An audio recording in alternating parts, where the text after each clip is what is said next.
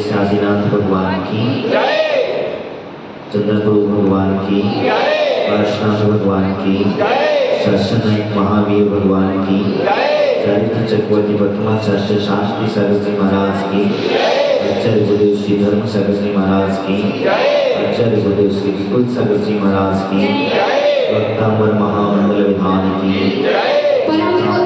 वक्तांबर विधान कराने वालों की,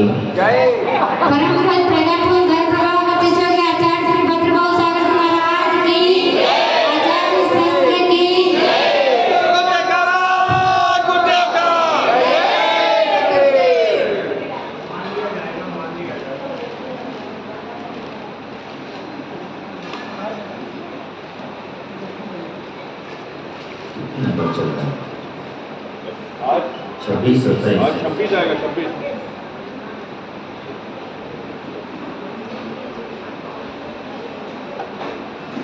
तोभ्यं नमस्त्रिभुवनाति हराय नाथ, तोभ्यं नमः सीतारामलभूषणाय, तोभ्यं नमस्त्रिजगतापरमेश्वराय, तोभ्यं नमो श्रीभगवद्गीताभूषणाय।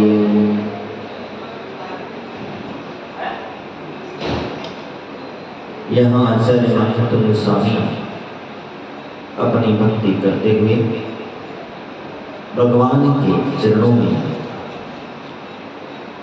नमस्कार करते हुए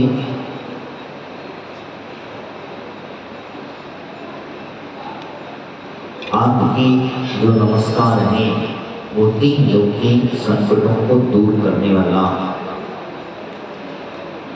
आपको मैं नमस्कार करता हूँ। यानी वो कहते हैं कि वो आप जो हैं 3 लोगों की संकटों को दूर करते हैं,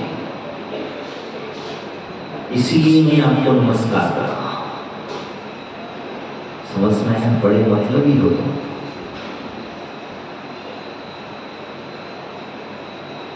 3 लोग के नाथ हैं वो, और उनके चरणों में जो भी चला जाता है उसके संकट वो दूर नहीं करते।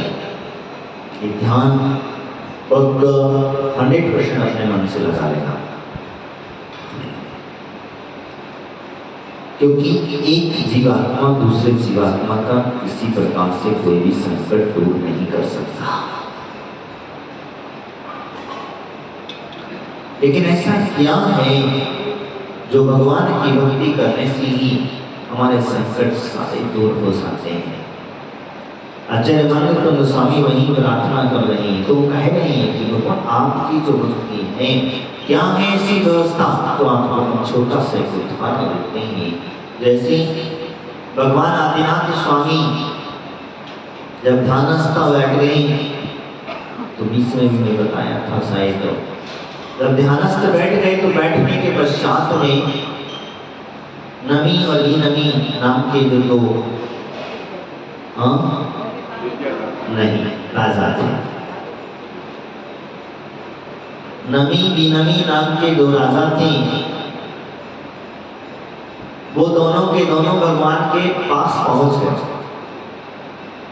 और जब पहुंच गए तो भगवान से प्रार्थना करने लगे। भगवान से कहने, भगवान आप सबको बांट के आए, सबको सब कुछ लेकर के आए हो, हमने आपका क्या बिगाड़ा तो हमें ना दिया। वो भगवान से डायरेक्टली कह रहे, जिन्होंने दीक्षा ले ली अब उनके पास कुछ नहीं बचा है, दिगंबर वेश उन्होंने धारण कर लिया है, और उस वेश के अंदर में वो ध्यानस्थ अवस्था में बैठे हुए थे।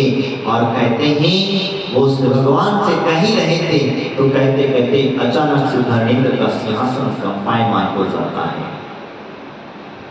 इसलिए क्योंकि वो भगवान से कह रहे हैं, तो भगवान के सामने जो है हमारे यहाँ जो कहा जाता है कि 100 इंद्र से बंदित हुआ करते हैं हमारे तीर्थंकर भगवान जो है।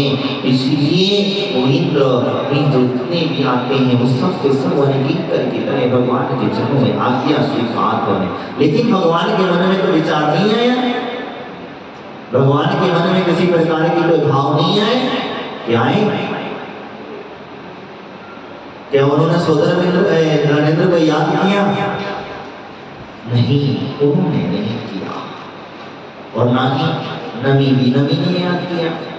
वो तो भगवान से नाम रहे थे, भगवान तो सबको बांटे, उन्होंने अपने पुत्रों को सबको राज दे दिया। हमने क्या गलती करी? सारे पृथ्वी में जितने राजा थे उन राजाओं को अपने अपने पुत्रों को राज देकर के आपके यहाँ दीक्षा ले लिए। 4000 राजा एक साथ जो दीक्षा लेते हैं, उस समय पर भगवान जब दीक्षा लेते हैं भक्ति के वशीभूत होकर के तो लेते हैं।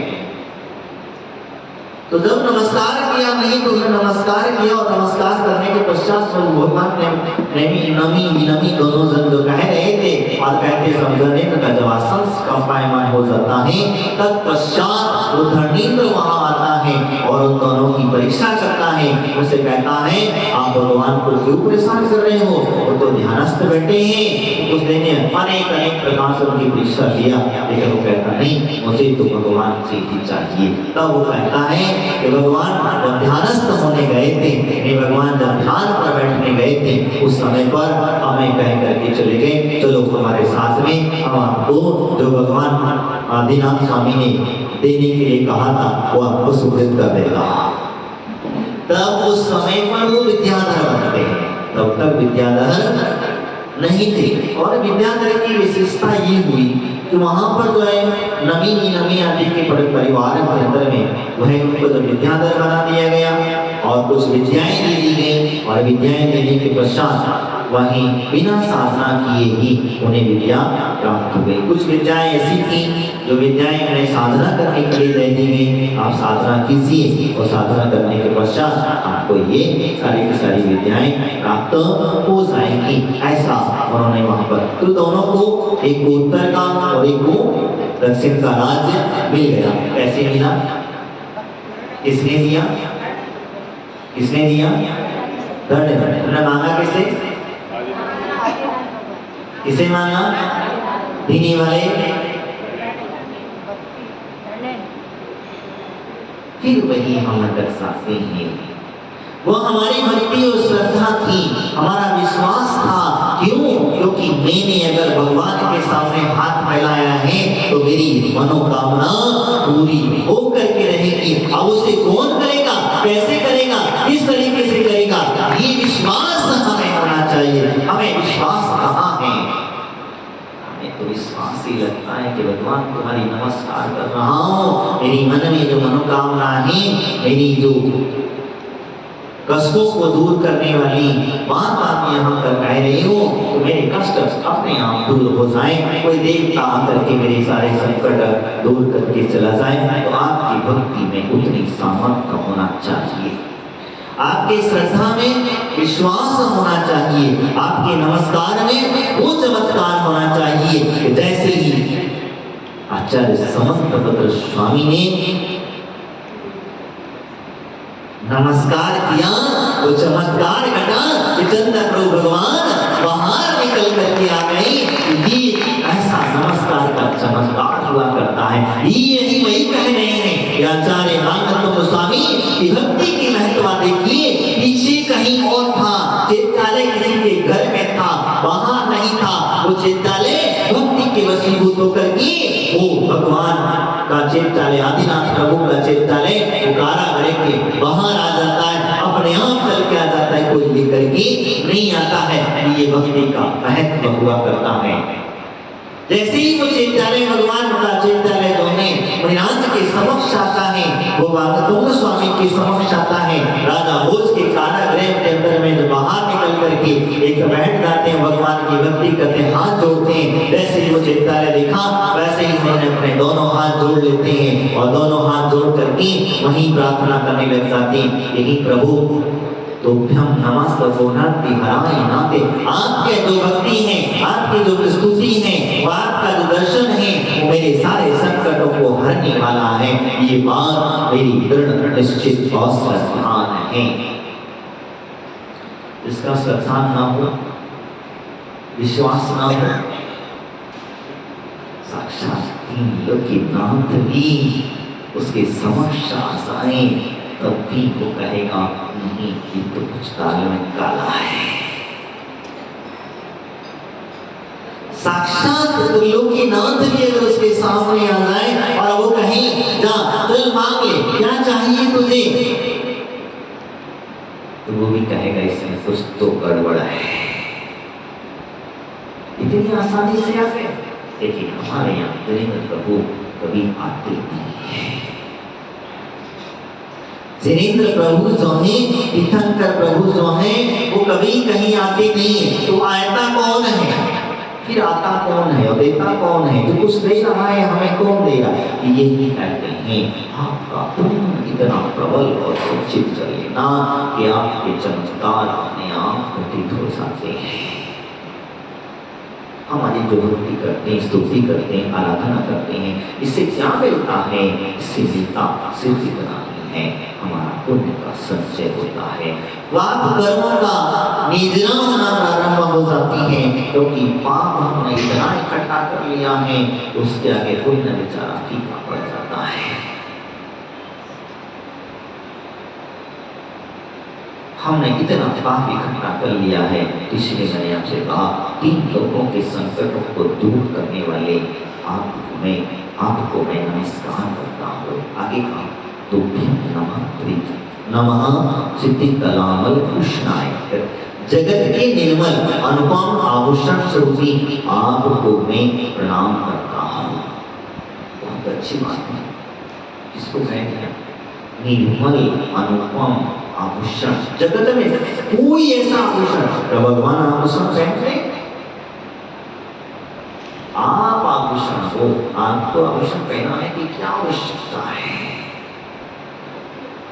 वो आभूषण तो आपके सामने पीके नजर आने लगेंगे, क्योंकि आपके तेज के प्रताप से वो आभूषण भी क्या होगा, फीके लगेंगे, गंदे लगेंगे। उनको कहेंगे जिसका सुंदर शरीर हो, सर्वांग सुंदर हो, सुरीला हो, उस व्यक्ति को तुम अगर ऊपर से मेकअप कर दो तो कैसा लगेगा, बताओ। किसी को सुंदर, बहुत सुंदर शरीर है, नेचुरल शरीर उसका सुंदर है, अब उसका से तुम काली मांगो तो काली बन जाते हैं। तुम्हारा जो नेचुरल शरीर, जो सुंदरता है, वो सुंदरता नष्ट हो जाती है और दूसरी सुंदरता प्राप्त हो जाती है। कभी जगह में कुछ पढ़ रहा था, एक छोटा सा बच्चा था, बड़ा मम्मी को प्यारा था और मम्मी को प्यारा होने की वजह से इतना प्यार करता था, बहुत ज्यादा, और बच्चे दोनों पति पत्नी तीनों चलते। उसकी मम्मी को कहीं तैयार होकर के किसी पार्टी में जाना था, समझ रहे हैं, तैयार होकर के उसी पार्टी में जाना था। तो पार्टी में जाने की वजह से जैसे मम्मी कमरे से बाहर निकलती है, बच्चा बाहर खेल रहा था और बच्चा जैसे खेल रहा था, पापा बिछना हॉल जो था उसमें टीवी देख रहे थे और बच्चा जोर से चिल्लाता है, जैसे मम्मी को देखता है, पापा पापा पापा पापा, ये कौन आ गया देखो।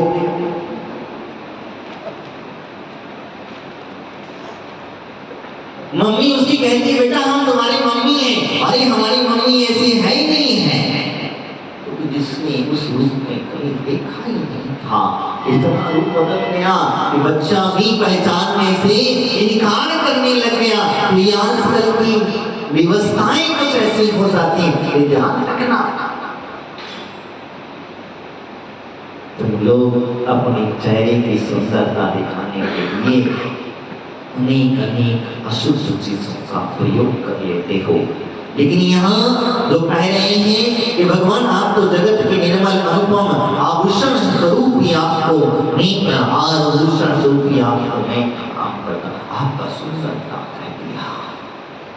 आगे मैंने कहा, 3 जगत के स्वामी तुम्हें प्रणाम है और संसार समुद्र के सुख खाने वाले आपको नमस्कार है। वास्तविकता में उन्होंने यहाँ पर कहा, तीनों जगत के स्वामी, तीनों जगत का स्वामी और कोई नहीं हो सकता। तीर्थंकरों के अलावा, अरहंतों के अलावा, सिद्धों के अलावा कोई 3 जगत का स्वामी हो सकता है? तीन जगत का स्वामी कहलाने लायक तो वही व्यक्ति होगा जिसके चरणों में 100 इंद्र वंदना करते हैं, जिसकी चरण वंदना 100 इंद्र करते हो वही तीन जगत का स्वामी कहलाएगा। तो यहाँ वही कहते तो आप तो तीन जगत के स्वामी लोकी नाथ नहीं, आपको इसलिए कहा गया वही संसार समुद्र को सुखाने वाले। यहाँ बहुत अच्छी बात कर रही, तुम लोग तो कराने वाले करते हैं, कोई कहता है डुबाने वाले करते हैं, लेकिन ये तो सुखाने वाले हैं। जो संसार रूपी समुद्र आपके पीछे लगा हुआ है, जिसमें बार बार गोते लगाने से आप संसार में भ्रमण कर रहे हैं, उस संसार रूपी समुद्र को भी उन्होंने सुखा दिया। क्योंकि अब वो कभी जन्म मरण को धारण नहीं करेंगे और एक बार जो जीव मोक्ष चला जाता है वो पुनश्च लौट करके नहीं आता है। वह जीव जो है एक बार मोक्ष चला गया, उसके पश्चात वो लौट करके नहीं आता है। इसीलिए उनको कह दिया गया कि आपने सारा का सारा संसार समुद्र सुखा दिया, अब उस समुद्र की आवश्यकता नहीं है। इसीलिए वो कहते हैं हमारा संसार समुद्र सुखाने वाले। जिनकी भक्ति करोगे, स्तुति करोगे, आराधना करोगे, तुम्हारा भी सुख जाएगा। इसमें कोई बड़ा आश्चर्य नहीं। अंतर वही है, आपको आस्था और श्रद्धा मजबूत करना होगी, क्योंकि जब तक हम आस्था और श्रद्धा को मजबूत नहीं करेंगे तब तक हमारा संसार रूपी समुद्र सूखने वाला नहीं है। विश्वास इस रखिए और वही विश्वास हमें मोक्ष को दिलाने वाला करता है। यहाँ उन्होंने वही कहा है आचार्य गोस्वामी उस काल पृथ्वी के अंदर भक्ति के उद्गार अपने अंदर से भाव प्रकट कर रहे हैं और प्रकट करते करते कहते हैं जब ऋषि उन्होंने नमस्कार किया तो नमस्कार किसको किया? जो आदिनाथ भगवान का विद्यालय आ गया था। कहाँ आया था? कारागृह की बाहर, अंदर में वो तो बाहर आके बैठ गए, बाहर क्योंकि ताले 48 ताले उन्होंने तोड़ दिए। तोड़ना है एक दो बार, एक बार, दो बार, तीन बार ऐसा करते हैं। पहली बार उनके बड़ा आश्चर्य हुए, मंत्री से उसके जो सेवक थे उन्होंने कहा ये क्या चमत्कार मिलेगा। तो कहते हैं वापस होने जा रहा, राजा ने भी बुलाया है, जब तक वापस आया फिर राजा करा, फिर भक्ति उनकी स्तुति अंदर से कुछ चल रहा था, उन्हें कुछ खोजता था वो नहीं था। अंत में जब कहते हैं कि राजा वो स्वयं आकर के उनके चरणों में नतमस्तक हो जाता है, वहीं प्रणाम करता है, भगवान आप महान हैं, धन्य हैं, आप लोग के पूज्य हैं, ऐसी स्तुति करते हैं। यानी कि ये स्तुति आराधना ग्रंथ है और वहाँ पर जब लोग स्तुति करें उनके चरणों में पड़ जाता है और उसी धर्म आदि के व्रतों को उसे स्वीकार कराया जाता है और उसे विश्वास दिला दिया जाता है कि जैन साधु और जैन धर्म से बढ़कर के कोई दुनिया में धर्म नहीं है। उसके सामने आंखों के सामने घटना होता है, तब कहते हैं चलो डालो अभी, अब देखते हैं हम इनको कैसा क्या होता है। तब कहते हैं जैसे ही उनका तो वापस से 48 तालों में बंद कर दिया, बड़े बड़े ताले लगा दिए और मोटे मोटे ताले लगा दिए, लेकिन कहते हैं जैसे उनके मस्त से उद्गार आरंभ हुई पुनश्च उन्हें आकर के वहां बाहर बिठा दिया, बाहर ले आए। कहते हैं तब जाकर के नमस्कार करने की बात कही तो उस समय पर भगवान आदिनाथ का जो चित्तालय था वो पीछे कहीं बगल में जो चित्तालय था वो वहाँ पर आशा है, वो प्रतिमाएं आशा थी और उनको है अपने दोनों हाथों से भाव सहित नमस्कार करते हैं। ये नमस्कार का महत्व होता है। तो यहाँ वही कहा है कि भगवान नाम करो नमो करो दिनेश जित तो ही आप निवार हो। नमो करो सुरभि तुम भूमि लोक के सिगार हो, नमो करो भवभक्त वीर शीस राशि से सहित हो, नमो करो महेश जो मोक्ष पंथ हेतु हो। हे भगवान, मैं आपको नमस्कार करके यही भाव क्योंकि आप मोक्ष पंथ के हेतु को मोक्ष को दिलाने वाले सहायक हुआ करते हो। मैं आपकी स्तुति करूंगा, आपके सहारे चलूंगा, मैं भक्ति करूंगा। आपका हाथ पकड़ लिया, आपकी उंगली भी पकड़ लिया तो मुझे रास्ता मिलता चला। अब तो आगे चलेंगे और सबके पीछे पीछे तो चलना है मुझे। जो एक बार आगे चला जाता है तो पीछे चलने में एक बार किसी को तकलीफ नहीं होती है। और जैसे कहीं कहा जाता पहली बार तो नहीं आगे चलना है, जिसमें घनघोर जंगल है, वहां कोई नहीं है, तब क्या करोगे? तो डर लगता है, लेकिन यहाँ डरने की आवश्यकता नहीं है। इन्हीं भावों के साथ बोले महावीर भगवान की, आचार्य निकुल सरस्वती जी महाराज की चैनों पर चेहरा साफ करते हैं। लेकिन यहाँ एक बहुत अच्छी बात है कि चेहरा अपना साफ करके रखें। मैंने एक बताया था कि चेहरा साफ करके रखना चाहिए। मेरा चेहरा गंदा दिखेगा तो अच्छा नहीं लगेगा, इन्होंने जो बहुत समझिया है। जिसे पर लोगों की नजर होती है, लेकिन जिसका दिल कर्म साफ नहीं रखते उस पर भगवान की नजर होती है। भगवान की नजर तो किसी पर भी नहीं होती। हमारे कर्मों का हिसाब वो नहीं लगाते बेचारे। बहुत अच्छे हैं हमारे तीर्थंकर भगवान, तो कभी किसी से नहीं करनी, कुछ भी करो, अच्छा करो तो भी ठीक, नहीं करो तो भी ठीक, मेरी स्तुति करोगे तो भी ठीक, नहीं करोगे तो भी ठीक, लेकिन तुम्हारा कर्म, तुम्हारा दिल तुम्हें पता है कितना मैला है और कितना क्या साफ है। कोई डॉक्टर आपको बताएगा नहीं। बीमारी आपको है तो बीमारी आप ही को लगाना पड़ती है। भैया मुझे ये ऐसा हो रहा है। गया जमाना पुराना जो थे, हमारे पुराने वैद्य हुआ करते थे, अपनी गाड़ी पकड़ कर बोल दिया करते थे, तुम्हारे यहाँ काम टूट गया, क्या फट गया, क्या हो गया, काम के दर्द दुखा है, कि देखो आया, फटाफट बोल देते तो वो सारी बातें बता देते थे। आज डॉक्टर ऐसा नहीं है। तो ऐसी आज की आपकी भक्ति है। पूर्व की जो भक्ति हुआ करती, श्रद्धा हुआ करती थी, वो कहते कि ध्यान में रखो, जब भगवान की भक्ति करने बैठ जाते थे उन्हें कोई भी ना लेना नहीं तुम्हारे लोग, वो सारा सब कुछ भक्त बोल दिया करते थे और अपने दिल की बात उन्हें भगवान को बता दिया करते थे। लेकिन यहाँ चेहरा मात्र साफ दिख रहा है, अंदर से दिल तो काला ही काला है, वास्तविकता में काला नजर आता है। क्योंकि खून तुम्हारा काला पड़ गया है। जब खून काला है तो क्या होगा? लाल बच्चा खून में तुम्हारा पूरा, बताओ श्वेत खून बच्चा तो श्वेत प्राप्त होगी, तो आंसू आएंगे। तो हमारा चेहरा साफ रखें, दिल साफ रखें, तो ही आपका मोक्ष मार्ग प्रशस्त होगा। इन्हीं भाव के साथ बोले महावीर भगवान की। प्रज्ञापन गण प्रभाव आचार्य श्री भद्र